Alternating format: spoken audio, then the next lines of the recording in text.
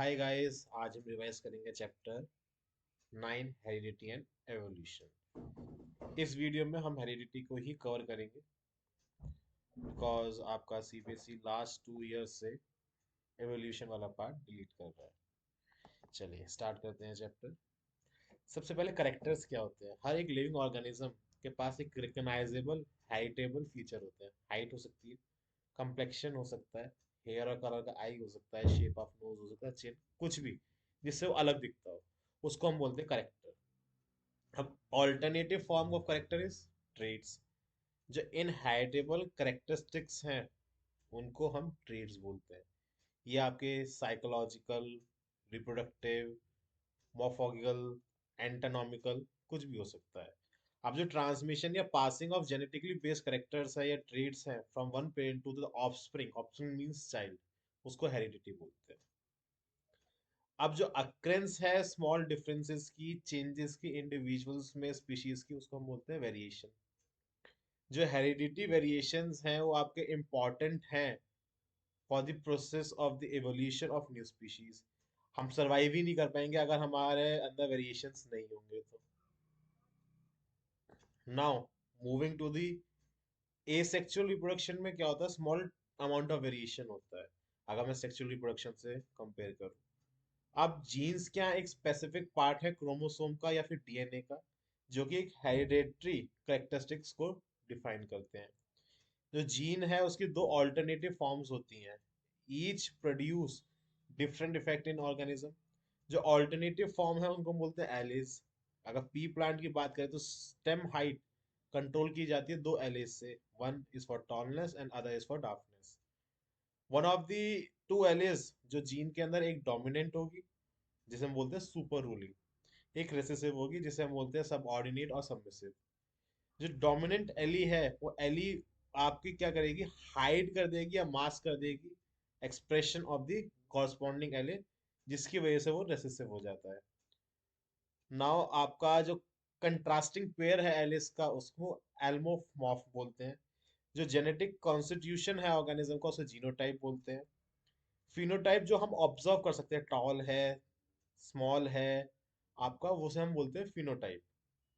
अब हमारे जब दो पेरेंट्स क्रॉस करके एक प्रोजेनी प्रोड्यूस करते हैं उस प्रोजेनी को हम बोलते हैं first filial generation, that is F1 generation. जो फर्स्ट जनरेशन प्रोजेनी होती है, F1 प्रोजेनी होती है, वो आपकी क्रॉस जब करती है to form the second generation, उसको हम बोलते हैं सेकेंड फीलियल जनरेशन और F2 जनरेशन। अब जो न्यू फॉर्म ऑफ प्लांट जो रिजल्ट करता है क्रॉस में डिफरेंट वैरायटीज ऑफ प्लांट्स के साथ, उसको हम बोलते हैं हाइब्रिड। अब टाइप्स ऑफ वेरिएशन की मैं बात करता हूँ तो आपके सोमेटिक और जेमेटिक वेरिएशन आते हैं। सोमेटिक वेरिएशन में आपका वो पार्ट इनहेरिट या ट्रांसमिट नहीं होगा, जैसे कि आपका डॉग की टेल का कटना। अब जाहिर सी बात है अगर आज की जो जनरेशन है उसमें किसी डॉग की टेल कट जाती है तो ऐसा तो नहीं उसकी आने वाली जनरेशन में डॉग डॉग के पास टेल ही नहीं होगी। तो इनको एक्वायर्ड ट्रेट्स भी बोलते हैं। फिर हमारे आती है जेमेटिक variation.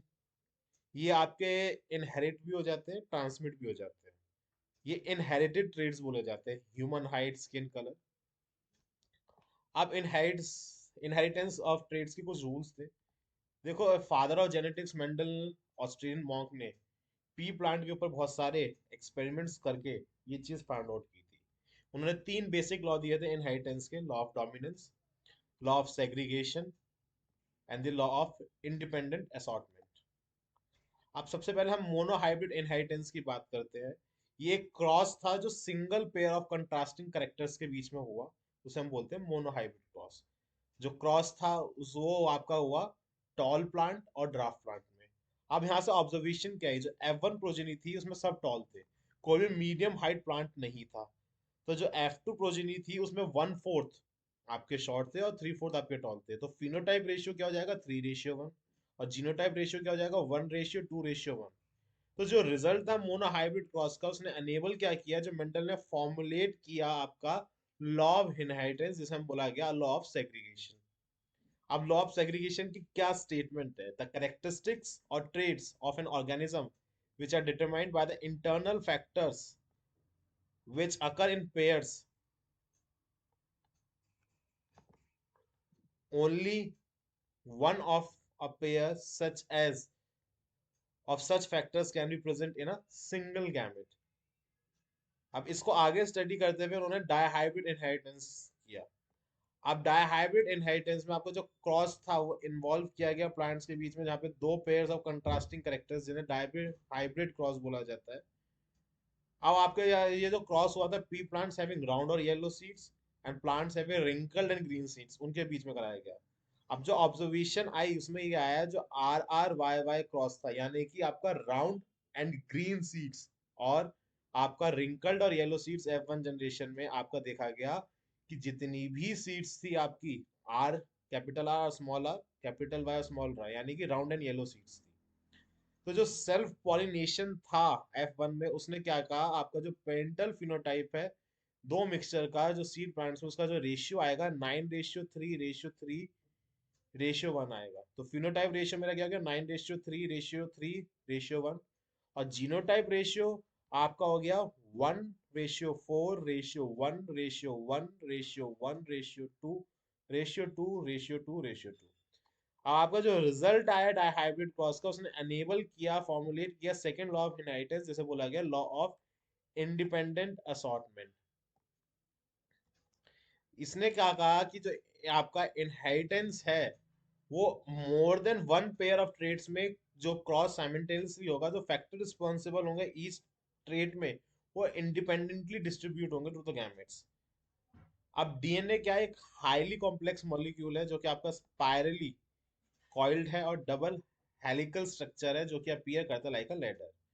Now how is this sex determined, gender कैसे डिटरमाइन कर सकते हैं?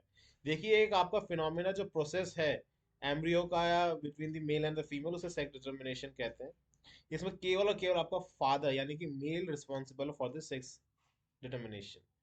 ह्यूमंस के पास 22 पेयर्स होते हैं ऑटोसोम्स के, एंड वन पेयर होता है आपका सेक्स क्रोमोसोम का।